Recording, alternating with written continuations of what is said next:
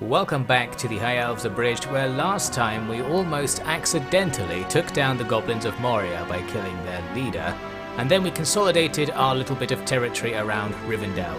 So now things are looking quite pleasant, and I've started moving out to go after the Remnants of Angmar to the north. On the way there, they came to me, so we're starting off this one with a nice decisive battle against them. They are split between two armies here, and the first army is in really bad condition, lots of beaten up units and not very many.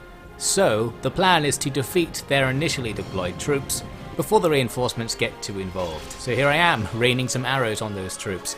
They had some nice targets here like pikemen and less good targets like those witch knights, who I'm sure shrug off the arrows a little bit. We had a nice shootout here between Elrond and some wargs throwing jabs, where again I was fooled by the fact that my guys start with fire at will off, so they actually just stood there taking the jabs for a while. It doesn't always seem to do that. It must be a certain kind of battle that makes your leading unit have fire at will off for some reason. So then we start shooting back, and that's probably going to be fine. Up at the other end, the enemy are clearly outflanking me, but we're not going to do anything about that, because they have loads of units that are weak against arrow attacks. They've got the hillmen, the savages and the pikemen, which all don't have shields. So I'm just using the horse archers to shoot them and run away, and that's going to go pretty well. But we can't wait around all day to gradually kill them with arrows. We do need to defeat these guys quickly since the reinforcements are going to show up. So I sent all of my archers to run backwards. You can kind of see that on the minimap. They're walking off, while the melee troops go to try and take out this first army and just get this done. Here are the horse archers trying to snipe away at the enemy's outflanking troops on the right. Seems to be doing the job. The enemy's morale's pretty high though. Even when they're really dead, they're not routing. I think they do have a really high level commander in this first army.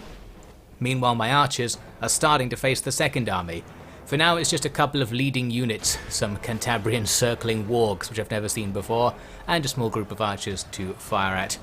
Their two commanders in this first army are really hard to kill basically, so it takes us a long time to actually finish the first army off, because soon it's just everything trying to kill the witch knights, who I'm guessing have loads of defensive stats. So, to try and remedy that, I've got all of the horse archers set up next to the melees to just spam arrows into this thing. And very slowly, this does start to chip away at them and grab us some kills. In time, both of the commanders die in this fight, so that's going to finish off the first army since all the little scraps of units left will rout. And then we need to start focusing on the second army.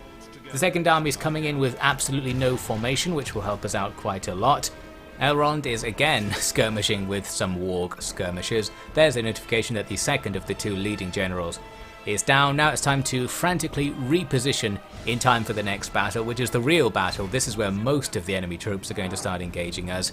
We lack melee troops on our side, so we're going to have to use the archers as part of the line. You can see I've kind of done that here. The horse archers and the archers are part of our formation, but the enemy's messy column-esque formation means they're not making very good use of their numbers. Plus, all of these bits of the line that are just horse archers, well, they can just run backwards once the enemy reaches us.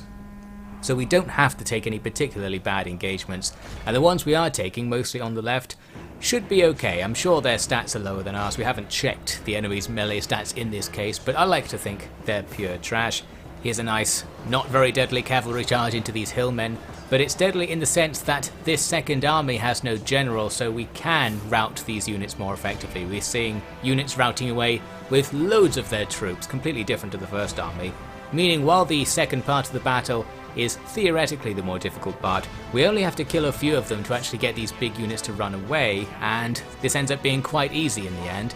Making things even better, we just took down the captain of the second army, and yes, you can see even the stuff in that melee down there, they're all starting to break away. Now we can just pursue them off the field.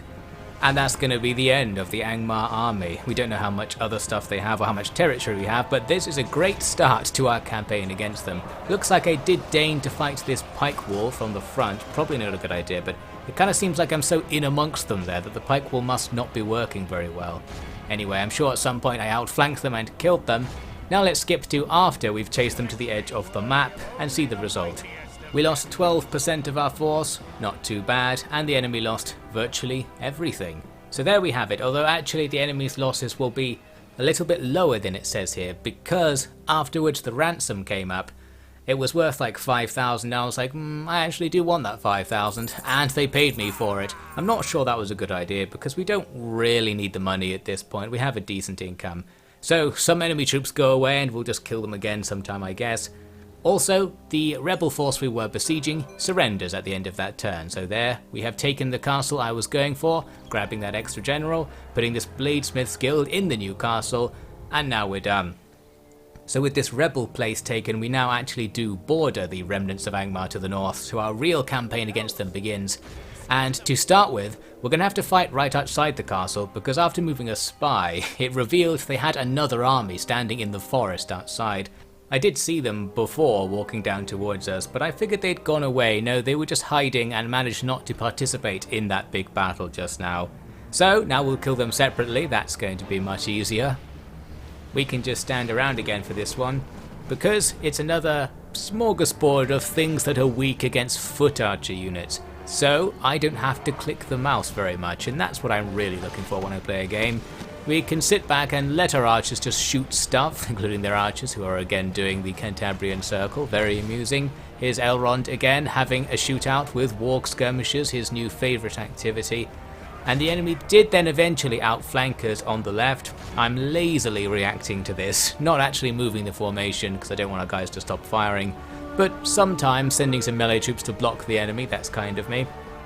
The good news is that the AI is very indecisive, so they do walk up and down in front of the archers for a bit there and get a lot of their troops killed.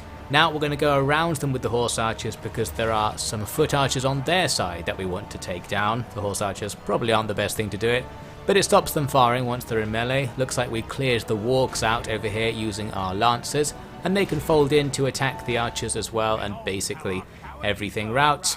By the time the battle is over, we've already got the kill count we need, so we just go right away. Lost 70 men and took down another Angmar army. In the same turn, we're going to move north, because I've already spotted the next Angmar settlement and it's got basically nothing defending it, but there is this army on the road. It looks like I could attack them this turn, but I ended up sitting just in front of them actually, because I first tried to hide my army in the trees and wasted some movement points. So by the time the next turn comes around, we are here. The enemy army just shuffled around a little bit, and some more stuff has appeared from somewhere, so we've got a couple of units to our south, but the settlement I'm going for is still very much undefended. We can see another army to the north, and the only thing I needed to check here is, was it one move away from that settlement, i.e. will it reinforce if I go and besiege the settlement? And the answer appears to be no. I try and engage the smaller of the two armies next to me on the off chance they bother fighting me, and now we're going to ignore them. We don't want to use any movement points going after those two armies. We just go right for the settlement and besiege it. Those troops come and stand next to me, so they weren't willing to actually attack and try to save the settlement, but by standing there, now they'll be involved in the battle if I make a siege attack. As for the other army up north, well, it didn't do anything, so I shouldn't have been so worried. So now we face this battle. However, Elrond has night attack, so we can be very cheeky and just attack the settlement, ignoring the army outside. Not necessarily a good idea, because fighting the enemy's army in a siege would be really easy, because we could just go off to the edge of the map and kill them as they walked on. As for this siege, I had to do it twice due to a crash, and I did it extremely methodically. I was trying not to take any casualties, so I was gradually moving up, shooting the enemy with our ranged units, and the enemy were never giving up the capture point. I wanted them to come away so I could rout them. That didn't happen, and I ended up spending so long trying to get them to come away and trying to kill them that, as you can see in the top right, we actually started running out of time. An extremely rare thing to happen. We're going to lose because of the time limit running out. They're pulling a classic timer exploit on me by not dying. As it so happens, I just rush in with everything and finish them off with 30 seconds left on the clock, but the reward for the patience is we only lost 4 guys to take that settlement, so that's pretty good stuff. And right after, I noted that the next settlement we can see is a large city, a very valuable settlement, and it's also poorly defended. So from there I thought, let's try and just keep the momentum going. There would be some value in stopping, both to defend our territory against the enemy forces around the place, and to try and get some more units to come up here, especially because with public order issues, our army is going to be sapped quite a bit if we move out from these 2 positions we've just taken. But we're going to do it anyway, and it starts with coming out of the town to fight the guys just hanging around outside. Again, we can use night attack to our advantage, first facing just 2 units. Those 2 units clearly aren't going to last a very long time. We can just hit them with all of the foot archers and all of the horse archers at the same time. The only thing that surprised me was that they weren't dying faster, especially these nice big juicy targets, the wargs. They seem pretty easy to hit. Someone was saying they have a big hitbox or something, so I'm guessing they're weak against missile fire because of that. They actually threw a few javelins at us but skirmished at the same time. Seems their range and their skirmish distance is the same, so they're not very effective. We lost 3 guys, all to friendly fire, and took that tiny group down. Now it's time for the main course. We turn and attack the other guys nearby. Again, it's a smorgasbord of things that are weak against ranged attacks, so we stand around and start shooting. And at the start of this one we have a nice demonstration of Elrond's marksmanship, or the Gil-galad Company's marksmanship I should say, firing at super long range. The volleys tend to hit home pretty well, the arrows don't spread out very much, so we started sniping away their pikes from super far. We're actually not going to stand around and do that. I wanted to move closer to get all the rest of the archers firing to get this battle going. And once I was doing that, the enemy decided to run at me. Probably a good idea because they're going to get annihilated if they stand still, but running forwards isn't an enormous amount better either, since it's going to increase my accuracy, maybe even my damage as well. Not quite sure whether damage increases at close range. You like to think it does, although there's no indication of that. And anyway, they're in trouble whatever they do, especially these pikemen here. They're too slow to engage the horse archers who they seem to be going for, so the horse archers just sort of trot away and easily cut the enemy down. We have to kill absolutely loads of them to actually get them to rout. I think that's just something about medieval too. Units don't lose that much morale from casualties, but they do lose morale from being in melee. So it takes a long time to kill a unit at range, but if you engage them in melee, they'll rout with much fewer losses, or something. Again, not really sure how it works, because it is not indicated. But once I finally do charge with the melee troops, everything just routs like right away. So I guess there's an experimental point, something's going on here. And we drive them off the field super easily from here. We end up again with a super advantageous result where we lost like nothing and the enemy lost like everything. With that done, it's time to do what I actually want to do this turn. We've cleared the way for the army to march out towards this Mount Graham, albeit with a few units left behind for public order purposes. That said, I clearly haven't left enough behind, because at the start of the next turn it says there's rioting back in that castle, so I am playing things a little bit too close to the edge it seems. We'll deal with that in a bit. First I wanted to look at this new project I was thinking about over here in the west. Someone in the comments mentioned there was a settlement here that was worth taking. Looks like it's just a little village filled with orcs. So I decided to move out from Mithlond with my anti-whatever happens army. The thing that happened still hasn't happened, so I'm guessing it doesn't happen until later, so I thought it's probably okay to send some troops out and go to take that village. I'm sure someone's actually told me when it's going to happen and what it's going to be by now, but I do record this commentary quite far in advance of when the video actually comes out, not only to avoid spoilers, but to make my schedule a bit more resilient, so if I have to not record for a week or something, I still have the videos to release and have time to catch up, that sort of thing. So yeah, feel free to keep bombarding the advice in the comments, just keep in mind it takes a while for me to react to it. Now, as for what I'm actually doing, I'm trying to stop the rioting at that castle by sending more troops. And at Mount Graham, the army that we saw a while ago is still just kind of standing there, and it happens to be standing in a siege draw out position, so that's perfect. I thought let's just go in and fight this battle, because now if we kill everything in the tiny second army, we can get the castle for free. I think we also have to kill everything in the first army because they can retreat inside, but maybe not always. Can't quite remember the siege draw out rules, but we're trying it. Again, we line up and start shooting to force the enemy to run all of those juicy targets right at us. And Elrond's doing some nice crossway shooting over the top of the hill. I'm sure he's just trying to hit these warg skirmishers again, he loves it too much. So yes, the enemy were walking at us from the very beginning, but they're not walking right at us. They sent most of their stuff to go to our left, like down the hill. So that's going to help us out quite a bit, since they're going to force themselves to be at a hill disadvantage. And the troops that did come straight towards us, well, they're in trouble. These pikes are going to be walking right into their doom or shuffling into it as we cut them down. I am actually going to do some stuff in this battle though, because in an unprecedented amount of willingness to click the mouse, I decided I should probably react to the fact that so much stuff is going right around our flank. So I did reposition the melee line, and then once the enemy were coming up the hill, we charge out at them to take them out. Meanwhile, the archers are trying to deal with that Cantabrian circle in front of them. The Cantabrian circle does give you great defensive abilities, so it's really hard to take them down with archers. Anyway, as for their melee infantry, they proved very easy to take down. Our swordmasters are doing a very unenthusiastic charge towards them, but essentially everything just routed once we got these fights going. Didn't even have to kill them very much, and this is even without shooting them with the arrows very much either, so they just suck. I'm guessing their morale is just on the edge. We have such a big advantage on the balance bar, I'm sure that debuffs them in some way. So most of the fight is me getting the horse archers to run in amongst all of the enemy's retreating infantry and just bag all the kills we need. Because here, more so than usual, we do need the kills because we're trying to do a siege draw out. We need nothing to escape, and that's particularly inconvenient because they have all of these skirmishing wargs.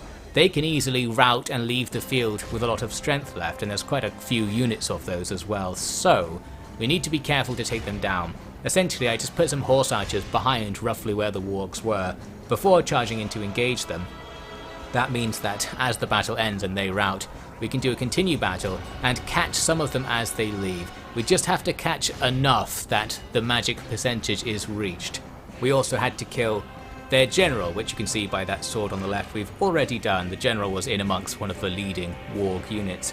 So we end up with this result, and that 0 there is what I'm looking for. There's nothing left in the second army. That means the castle is now empty, and indeed the first army is gone as well due to going over 85%. So we just walk right on in. Not even going to sack it because we're going to stay here for a while. We're already at the end of our tether, so we don't want to move on. And with a large city, we'd have to garrison so much stuff here. We can't really attack anymore. We need to wait for the next round of things to become available for recruitment, which might take like 20 turns. It's going to take as long as it takes. In the meantime, we'll start converting this place to Elvish culture, and one day we'll be able to recruit here. Now I'm going to do a bit of spying up to the north. There is indeed another Angmar settlement nearby, so need to keep that in mind. It's not that heavily defended, so it is tempting to try and go for that. But as I said, I don't think that would be practical right here. There are also the Orcs nearby, the Orcs of Gondor-Mordor, and they aren't at war with us, but they might be. They are a natural enemy of us, so we should probably keep them in mind. For now, we wait then and prepare to make another army, essentially. Here's one thing I can do in the meantime. I can pop a capital change by moving the capital to Rivendell. These rebellious places we've just took become less rebellious. We had something like 30% public order debuff from distance to capital because it was Mythlond off in the far west. So this place is a bit more easy to pacify and isn't about to rebel anymore. Whereas our stuff in the west, it doesn't need public order. They are super orderly. I've got them on low taxes as well because I'm a generous person. So that's all looking good for us. Next, after hacking through this bad news, looks like our allies are in trouble, we do see that Angmar have brought an army to besiege Mount Gram from the north. Also, in interesting news, we've now got the barracks built at Imladris that lets us make our official units. We can deploy axes, spearmen and archers that are better than what we've been using before. We do have some cash space in our budget, so let's get them going. So yes, this round of recruitment should allow us to bolster our army and prepare to go attack more stuff. In the meantime, we need some more troops at Morvatarth there, because there is an Angmar force walking about, and I have had my spies going up and down off to the left of the screen here, and seen various other armies walking about. They have stuff out there that could come over. Here we see they've actually got a real unit in that army we just saw. I'm sure they've gone through their barracks event as well, so they're going to start having less trash. Annoying because it takes us a long time to get our actual units onto the field. We're going to face their actual units a bit sooner. As for the Mount Gram situation, I was happy to just leave that and see if they would siege attack so we can get some kind of defender's advantage. And indeed they do. Nicely, the second army that was behind their first one walked off, so we're only facing one army, half a stack's worth of troops. But the map wasn't that good actually. It's basically a gigantic room with a raised centre. There's nothing we can particularly use to get a good defensive battle going. What I tried to do is use the ramp down from where the enemy come in, because the elevation will mean that while the enemy are fighting in melee at the bottom, we'll still be able to see stuff and our archers will be able to fire throughout the battle. The thing is, this just isn't as good as fighting on the field, where the enemy have to move a longer distance to get to you, and you can shoot them more because of that instead. Also, I'm not sure, but I think shooting at higher elevations does reduce the chance of it killing enemies. It reduces the damage in some way. Not sure about that, again because there's no indication. We're suffering from that a lot right now.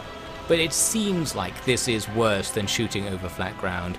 Elrond tanked a bunch of jabs there, but he survived. Basically, I'm just going to cut to a couple of minutes later. They came down the hill a lot, grinded against our frontline infantry, and died, but they did kill some of us in the process.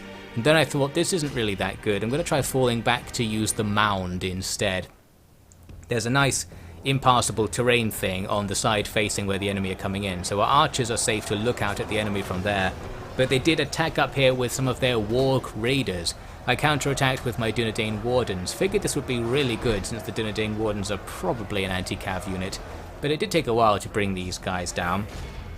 At some point we killed their captain among that unit, so that's going to help out. And basically we've already won this battle. All of their stuff died in the bit that I just cut out where they were grinding against our front line and I was just sitting there doing nothing. Mostly all that's left are these archers that we're dueling with from our safe archery position. I guess it's not safe against enemy archers actually. We kill a bunch of them, everyone runs out of ammo, the enemies stand here doing a sing-song. I think the AI just sort of stopped. And then I sent the Gil-galad company to charge at them, although the charge wasn't very good. It seems it doesn't really do a charge at all. They just sort of do the running animation until they hit the enemy and then start fighting. I've seen something similar happening with the Swordmasters, our other 200 sword unit. Feel like something's going wrong with all that. Anyway, looks like we win, but it's not like a win where we only lost 4 guys like we've seen in the field battle versions of this fight. Doing the siege defense I think proved to be a really bad idea. I should have sallied and just killed them really easily outside the settlement. Perhaps worth keeping in mind for next time. We've got another siege about to start here at Morva Tarth. That's that enemy force I was worried about. Does come in, and of course we're too late with our defensive force to be inside the walls, but maybe we don't want to be inside the walls. And there is also another army down near that castle just to the south of that place.